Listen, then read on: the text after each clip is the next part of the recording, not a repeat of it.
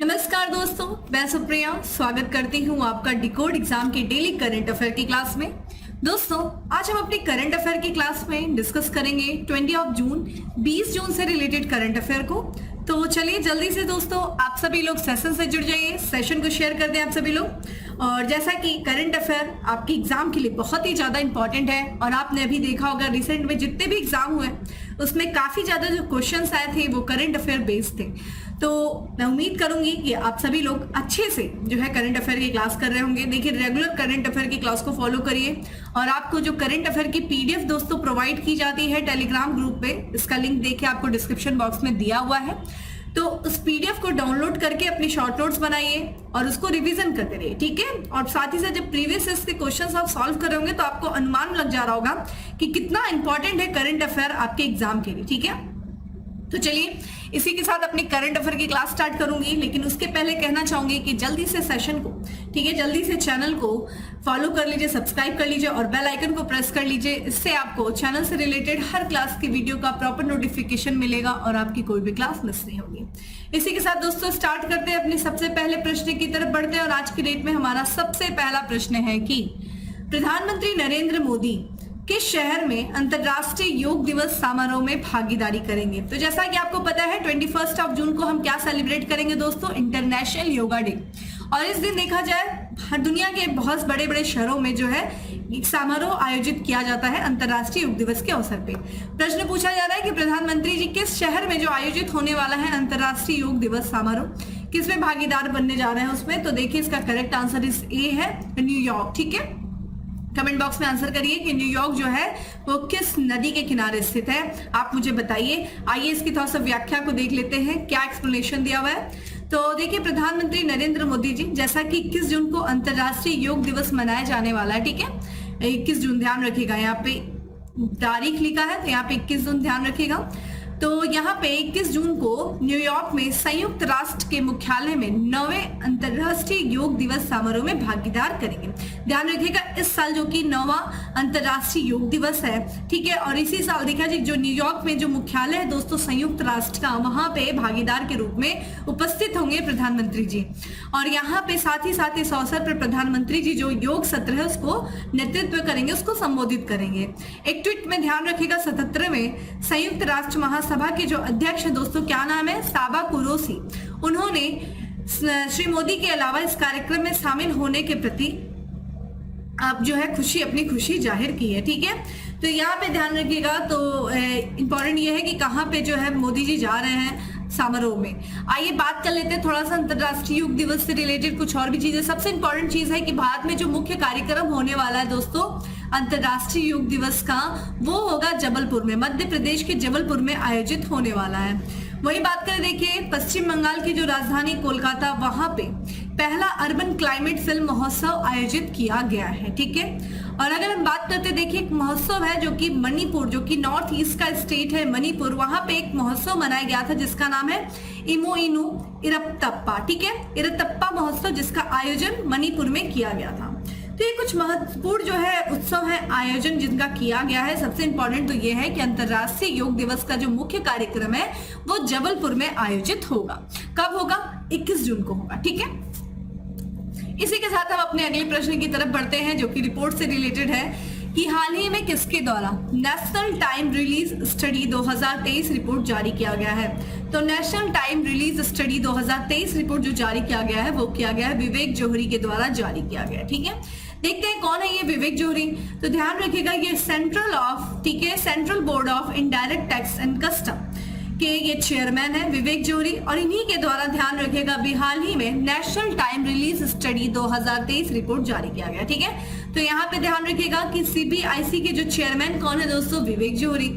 और इस रिपोर्ट में देखिए ये जो रिपोर्ट है नेशनल टाइम रिलीज स्टडी से बहुत सारी बातें की गई हैं, जिसके अनुसार देखा जाए कुछ महत्वपूर्ण चीजों की बात करते हैं। इस रिपोर्ट के अनुसार देखा जाए तो 2022 की तुलना में 2023 में सीमा शुल्क अधिकारियों द्वारा औसत आयात जारी करने का समय कम होगा, ठीक है। रिपोर्ट में यह कहा गया है कि अंतर्देशीय कंटेनर डिपो के लिए आयात जारी करने के समय में 20%, एयर कार्गो कॉम्प्लेक्स के लिए 11% और बंदरगाह के लिए 9% की गिरावट आई है। ठीक है, ध्यान रखिएगा। यहाँ पे बात करें सीबीआईसी व्यापार करने में आसानी को बढ़ावा देने और कर संग्रह को बढ़ावा देने के लिए आयात और निर्यात दोनों के लिए सीमा शुल्क जारी समय को कम करने की दिशा में सक्रिय रूप से काम कर रहा था। देखिए जो आयात निर्यात होता है, देखिए सीमा शुल्क जारी किया जाता है, ठीक है, सीबीआईसी के द्वारा। और इसका उद्देश्य क्या होता है दोस्तों, एक तो व्यापार को जो है आसानी, जितना ज्यादा व्यापार आसान होगा तो व्यापार बढ़ेगा, और कर संग्रह की दर भी बढ़ाना इंपॉर्टेंट है। तो इन दोनों चीजों के लिए जो है सीमा शुल्क जारी करने का जो समय होता है तो उसको कम करने का प्रयास किया जा रहा है। ठीक है, यहाँ पे अगर हम बात करें नेशनल टाइम रिलीज स्टडी के बारे में, तो ये ध्यान रखिएगा केंद्रीय अप्रत्यक्ष कर और सीमा शुल्क बोर्ड द्वारा जारी एक प्रदर्शन माप उपकरण है। तो जो प्रदर्शन के आधार पे जो है, जो ये ध्यान रखिएगा केंद्रीय प्रत्यक्ष अप्रत्यक्ष कर और सीमा शुल्क द्वारा जो एक तरीके से रिपोर्ट जारी किया जाता है, ठीक है, कि किस तरीके से जो आयात निर्यात के द्वारा जो समय कम लग रहा है, इन सब के आधार पे एक माप उपकरण जारी किया जाता है और इसी का नाम है देखिए नेशनल टाइम रिलीज स्टडी। और उद्देश्य क्या होता है, कार्गो रिलीज समय का मात्रात्मक माप प्रदान करना। ठीक है, तो जो कार्गो रिलीज किया जाता है ट्रेड के लिए, उसमें कम से कम समय लगना और कितना ज्यादा कम से कम समय लग रहा है, इस सब का माप जो है ये करता है, ये जारी करता है इस रिपोर्ट के माध्यम से। ठीक है, आइए इसी के साथ हम देख लेते हैं। देखिए अभी हाल ही में देखा जाए तो जो हमारे वर्तमान में लोकसभा के अध्यक्ष हैं दोस्तों ओम बिरला, इन्होंने मुंबई में नेशनल लेजिस्लेटर कॉन्फ्रेंस भारत का आधिकारिक उद्घाटन किया है। तो आपसे ये भी पूछा जा सकता है कि नेशनल लेजिस्लेटर कॉन्फ्रेंस का आयोजन कहाँ किया गया है, मुंबई में, जिसका आधिकारिक उद्घाटन किया गया है लोकसभा अध्यक्ष ओम बिरला जी के द्वारा। इसी के साथ साथ उन्होंने देखा जाए जैसा कि इस साल भारत ने अपनी स्वतंत्रता का जो है 75 वर्ष पूरा हो रहा है और यहाँ पे लोकतंत्र की भावना का उत्सव मनाने पर आधारित एपीजे अब्दुल कलाम प्रदर्शनी मंडप का भी उन्होंने उद्घाटन किया है। ठीक है, ये चीज ध्यान रखिएगा, तो इंपॉर्टेंट तथ्य है ये। ठीक है, अब बात करते हैं दोस्तों अपने अगले प्रश्न की कि निम्न में से किस राज्य ने फार्मास्यूटिकल उद्योग नीति 2023 तैयार की है। तो फार्मास्यूटिकल उद्योग नीति 2023 किस राज्य सरकार के द्वारा जारी किया गया है दोस्तों, ऑप्शंस आप देख रहे हैं और इसका जो करेक्ट आंसर है वो है सी है। ठीक है, उत्तर प्रदेश। तो देखिए ये जो क्वेश्चन है वो अपने आप में इंपॉर्टेंट इसलिए हो जाता है क्योंकि ये एक तरीके से करंट भी है और साथ ही साथ ये यूपी स्पेशल भी है। ठीक है, तो अभी देखा जाए जो उत्तर प्रदेश की सरकार है वो लगातार ये प्रयास कर रही है कि जो राज्य है वो भारत में फार्मास्यूटिकल उत्पाद के लिए एक प्रमुख केंद्र बन सके। जो भी मेडिसिन है, जो फार्मास्यूटिकल्स के जो प्रोडक्ट हैं, उसके उत्पादन में ये अग्रणी जो है राज्य बन सके, एक प्रमुख केंद्र के रूप में स्थापित हो सके।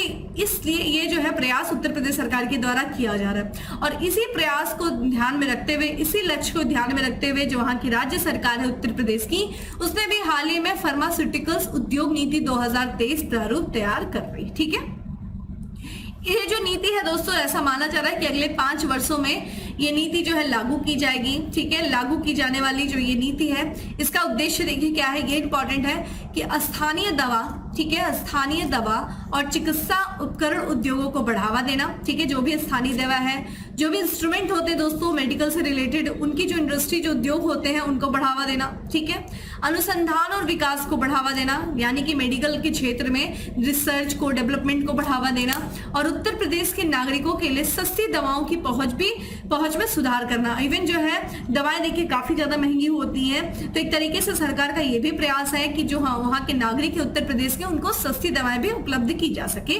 तो ये जो फार्मास्यूटिकल उद्योग नीति है 2023 उसके तहत ये सारी चीजें रखी गई हैं।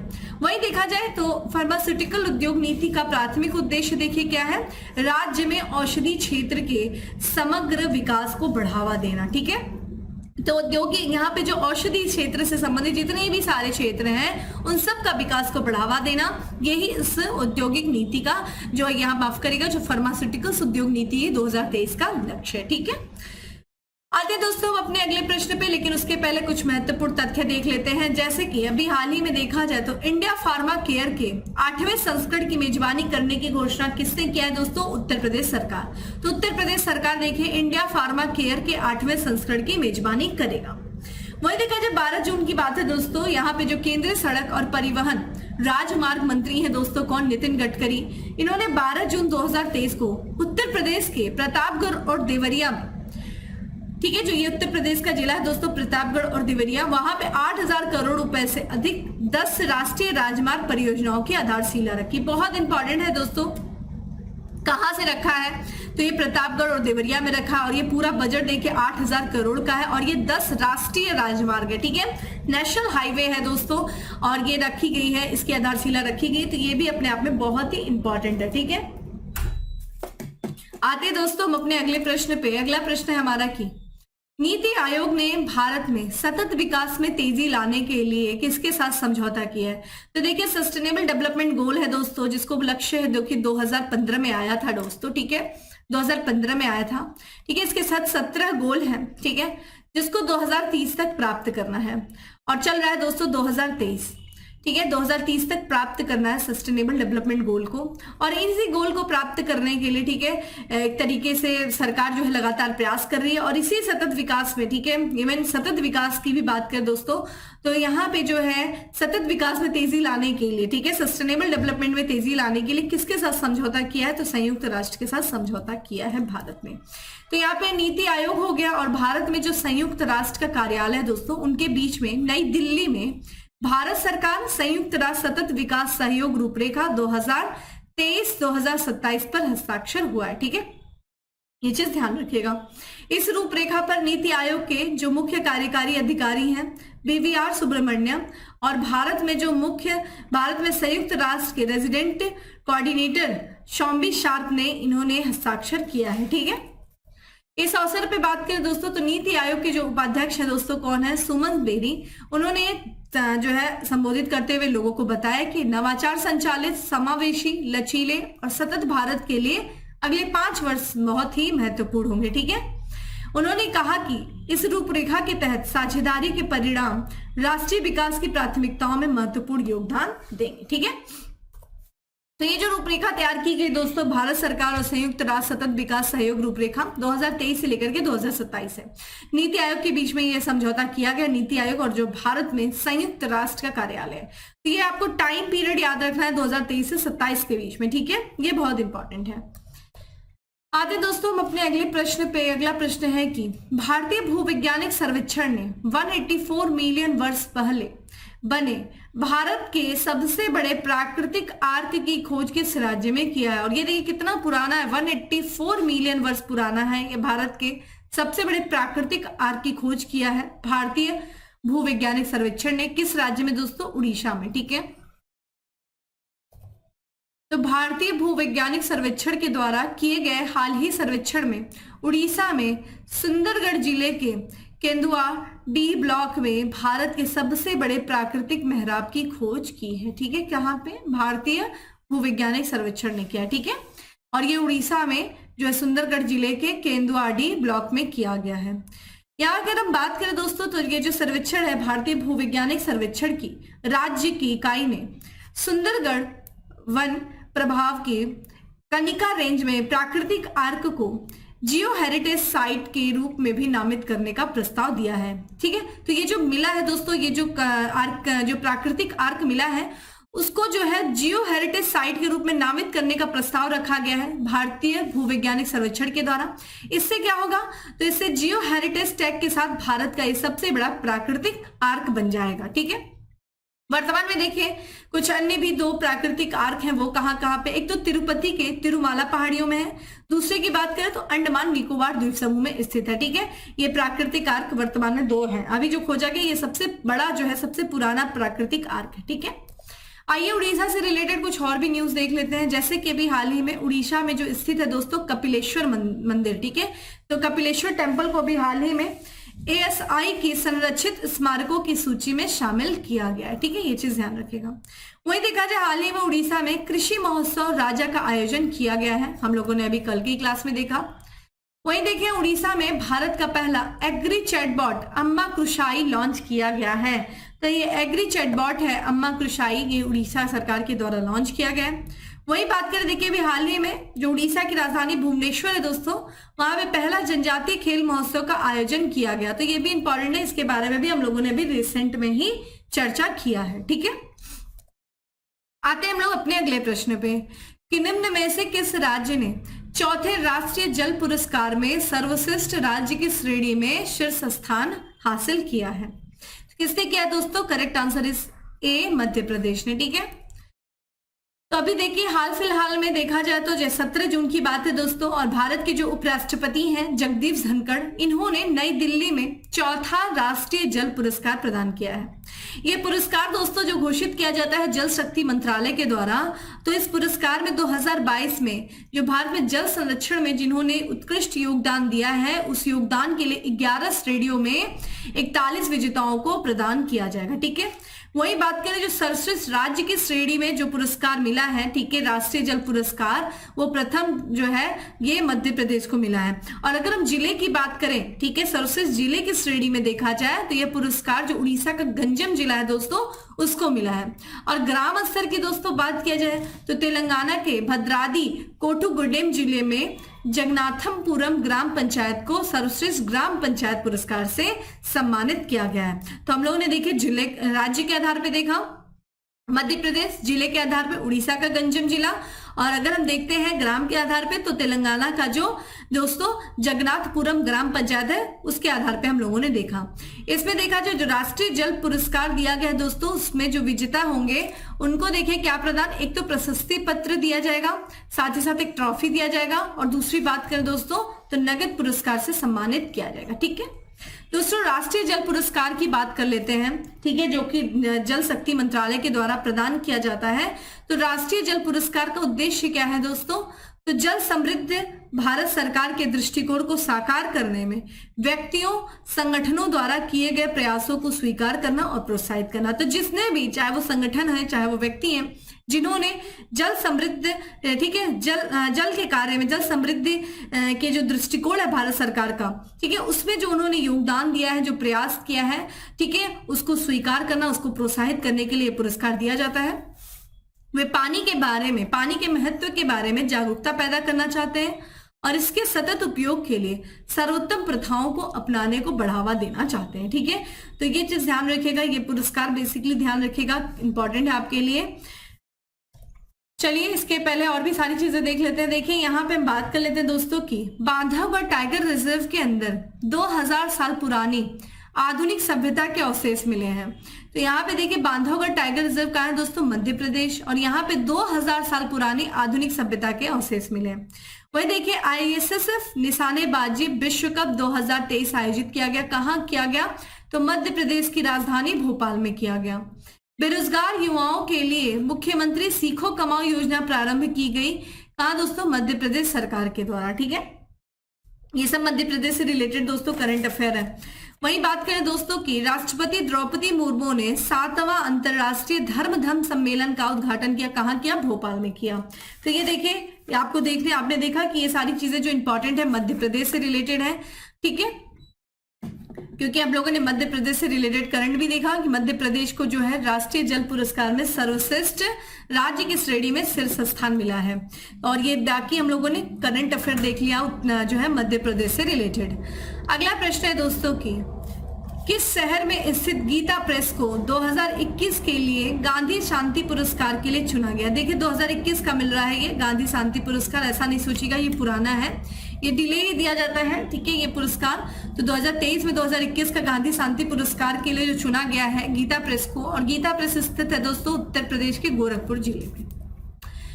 तो 2021 की दोस्तों बात करें यहाँ पे तो 2021 का जो पुरस्कार मिला है दोस्तों वो मिला है गांधी शांति जो पुरस्कार मिला है वो गीता प्रेस को मिला है। ठीक है, गोरखपुर। ये जो दोस्तों गीता प्रेस की बात किया जाए तो ये 1923 में स्थापित किया गया था और ये जो है दुनिया के सबसे बड़े प्रकाशकों में से एक है। ये देखिए 14 भाषाओं में यहाँ पे देखा जाए 41 करोड़ से अधिक पुस्तकें प्रकाशित किया है, जिसमें से 16 करोड़ देखा जाए तो वो लगभग जो है भगवत गीता जो है पुस्तक शामिल है। ठीक है, गांधी शांति पुरस्कार महात्मा गांधी के 125वीं जयंती के अवसर पर वर्ष 1995 में शुरू किया गया था। ठीक है, 1995 से ये शुरू किया गया था। 2021 में जो पुरस्कार 2021 का जो प्रदान किया जा रहा है वो गीता प्रेस को प्रदान किया जा रहा है। ये भी इंपॉर्टेंट है क्वेश्चन दोस्तों। यहाँ पे जो संस्कृत मंत्रालय के तहत ये पुरस्कार दिया जाता है, संस्कृत मंत्रालय के अनुसार देखा जाए तो पुरस्कार के रूप में 1 करोड़ रुपए, एक प्रशस्ति पत्र और एक पट्टिका प्रदान किया जाएगा। ठीक है, गांधी शांति पुरस्कार के तहत। अगला प्रश्न है दोस्तों कि किस आईआईटी ने मोबाइल स्मार्ट वायु प्रदूषण मॉनिटरिंग सिस्टम प्रोजेक्ट कटारू विकसित किया है? तो किसने किया है दोस्तों? ये क्या है? आईआईटी मद्रास ने। ठीक है, करेक्ट आंसर इज ए। तो भारतीय प्रौद्योगिकी संस्थान मद्रास यानी कि आईआईटी मद्रास के जो शोधकर्ता हैं उन्होंने कम लागत वाले मोबाइल वायु प्रदूषण निगरानी ढांचे को विकसित करके वायु प्रदूषण निगरानी के क्षेत्र में महत्वपूर्ण प्रगति किया है। इस अभिनव दृष्टिकोण डेटा विज्ञान, इंटरनेट ऑफ द थिंग्स प्रौद्योगिकी और सार्वजनिक वाहनों पर लगाए गए कम लागत वाले प्रदूषण सेंसर का उपयोग करता है ताकि उच्च स्थानिक और अस्थायी रिजोल्यूशन पर हवा की गुणवत्ता की गतिशीलता निगरानी कर सके। ठीक है, आइए कुछ और भी आईआईटी से रिलेटेड चीजें देख लेते हैं, जैसे कि टचलेस बायोमेट्रिक सिस्टम विकसित करने के लिए आईआईटी बॉम्बे ने उदय के साथ क्या किया है? साझेदारी किया है। ठीक है, टचलेस बायोमेट्रिक सिस्टम को विकसित करने के लिए। वहीं आईआईटी इंदौर ने कम लागत वाला कैमरा सेतु विकसित करने के लिए नासा के साथ सहयोग किया। ठीक है, किससे? सेतु विकसित करने के लिए। अगला है आईआईटी मद्रास से स्वदेशी आत्मनिर्भर मोबाइल ऑपरेटिंग सिस्टम, ठीक है, भरोस विकसित किया है। ठीक है, अगला है दोस्तों प्रश्न की निम्नलिखित में से किस राज्य के जेलों को सुधार गृह के नाम से जाना जाएगा? तो किस राज्य के जेलों को सुधार गृह के नाम से जाना जाएगा? तो ये जाना जाएगा दोस्तों उत्तर प्रदेश। तो उत्तर प्रदेश की जो जेल है अब उनको सुधार गृह के नाम से जाना जाएगा। तो यूपी के जो जेल है दोस्तों अब उनको सुधार गृह के नाम से जाना जाएगा। जो मुख्यमंत्री दोस्तों उत्तर प्रदेश के योगी आदित्यनाथ जी ने, उन्होंने जेलों को सुधार करने के स्थान जो जेलों को सुधार के स्थान के रूप में स्थापित किया है कि ये सुधार घर होगा, कोई जेल नहीं होगा। ठीक है, यहाँ पे जो मुख्यमंत्री जी हैं योगी आदित्यनाथ जी ने, इन्होंने जेलों की स्थिति की समीक्षा कर जेल सुधार के लिए अहम दिशा निर्देश जारी किया है। उन्होंने राज्य के नए कारागार अधिनियम की, ठीक है, कारागार अधिनियम की तैयारी के संबंध में भी दिशा निर्देश जारी किया है। उन्होंने बताया कि मतलब नया कारागार अधिनियम जो है तैयार किया जाएगा। उत्तर प्रदेश कैबिनेट ने हाल ही में एक नया जेल मैनुअल को मंजूरी दिया है। यह जेल सुधारों में महत्वपूर्ण है। योगी जो है यहाँ पे देखिए जो मुख्यमंत्री योगी आदित्यनाथ जी ने, इन्होंने खुली जेल की स्थापना के लिए औपचारिक प्रस्ताव बनाने के लिए भी निर्देश दिया है। ठीक है, अभी देखिए लखनऊ जो कि उत्तर प्रदेश की जो राजधानी है वहां पे अर्ध खुली जेल चल रही है। अभी पूरी तरीके से खुली जेल बनाने का भी प्रस्ताव दिया गया, औपचारिक प्रस्ताव भी दिया गया। वर्तमान में देखिए जो कौन सा जेल अधिनियम है दोस्तों, वो 1894 जेल अधिनियम है और जो 1900 का कैदी अधिनियम जो है वो प्रभावी। तो आप देख रहे हैं कितना पुराना जो है जेल अधिनियम चल रहा है, कितना पुराना कैदी अधिनियम प्रभावी है, अंग्रेजों के समय का सब कुछ है। ठीक है, तो इसी चीज को बदलाव करने की बात किया जा रहा है। ठीक है, नए अधिनियम, नया कारागार अधिनियम तैयार करने के भी दिशा निर्देश जारी किए गए हैं उत्तर प्रदेश सरकार के द्वारा। उत्तर प्रदेश सरकार ने बोला है कि ये जेल नहीं कहा जाएगा बल्कि ये सुधार का स्थान कहा जाएगा, ये सुधार गृह कहा जाएगा। ठीक है, आते दोस्तों आज के लास्ट एमसीक्यू की तरफ कि केंद्रीय मंत्री डॉक्टर महेंद्र नाथ पांडे ने कहां से दुग्ध संकलन साथी मोबाइल ऐप का अनावरण किया है? तो दुग्ध संकलन साथी मोबाइल ऐप का अनावरण कहां से किया गया है दोस्तों? ये किया गया उत्तराखंड। ठीक है, उत्तराखंड से। तो केंद्रीय भारी उद्योग मंत्री डॉक्टर महेंद्र नाथ पांडे ने मसूरी उत्तराखंड में दुग्ध संकलन साथी मोबाइल ऐप का अनावरण किया है। ठीक है, Rajasthan electronic and instrument limited Jaipur द्वारा डिजाइन और विकसित किया गया है इस अभिनव एप्लीकेशन। ठीक है, भारी उद्योग मंत्रालय के तहत मिनी रत्न केंद्रीय सार्वजनिक क्षेत्र का उद्यम है जो दूध संग्रह प्रक्रिया में विद्यमान चुनौतियों का निपटारा कर भारतीय डेयरी उद्योग पर दीर्घगामी प्रभाव डालने के लिए तैयार है। ठीक है, इस मोबाइल ऐप का देखिए दोस्तों उद्देश्य क्या है? तो दूध की गुणवत्ता में सुधार करना, हितधारकों के बीच पारदर्शिता को बढ़ावा देना, दुग्ध सहकारी समितियों सहित जमीनी और ग्रामीण स्तर पर संचालन को सुव्यवस्थित करना, ये इस मोबाइल ऐप का दोस्तों उद्देश्य है। ठीक है, तो दोस्तों ये था आज का हमारा 10 एमसीक्यू। अब बात करेंगे दोस्तों किसके बारे में? फैक्ट्स ऑफ द डे के बारे में। फैक्ट्स ऑफ द डे में हमारा सबसे पहला फैक्ट है कि एक्सिस बैंक द्वारा हाल ही में गैर कार्यकारी अध्यक्ष नियुक्त किया गया। किसे किया गया है? NS स्वामीनाथन को। वही बात करें हाल ही में पहली महिला कबड्डी लीग का उद्घाटन किया गया। कहाँ किया गया? दुबई में, UAE के दुबई शहर में। वही स्थानीय समाचार प्रशासकों के लिए भारतीय भाषा में कार्यक्रम शुरू किया है। किसने किया है? गूगल ने। उपन्यास द रोड के लिए 2007 में फिक्शन के लिए पुलित्जर पुरस्कार के विजेता, जिनका अभी हाल ही में निधन हो गया, क्या नाम है? कॉर्मेक मैकार्थी। ठीक है, और अगला है, पहली बार हिंदू अमेरिकी शिखर सम्मेलन का आयोजन किया गया। कहाँ किया गया? अमेरिका में किया गया। तो दोस्तों ये था आज का हमारा करंट अफेयर। उम्मीद है आपको अच्छा लगा होगा। अच्छा लगा है तो लाइक कर दीजिए, लोगों को शेयर कर दीजिए, और डेली करंट अफेयर की जो पीडीएफ है वो आपको टेलीग्राम ग्रुप पे मिल जाएगी, जिसका लिंक आपको डिस्क्रिप्शन बॉक्स में दिया हुआ है। जाइए डाउनलोड करिए, और ना सिर्फ डाउनलोड करिए, अपनी शॉर्ट नोट्स बनाइए। फिर मिलते हैं दोस्तों अपने अगले सेशन में। तब तक के लिए bye, have a good day, stay safe and stay happy.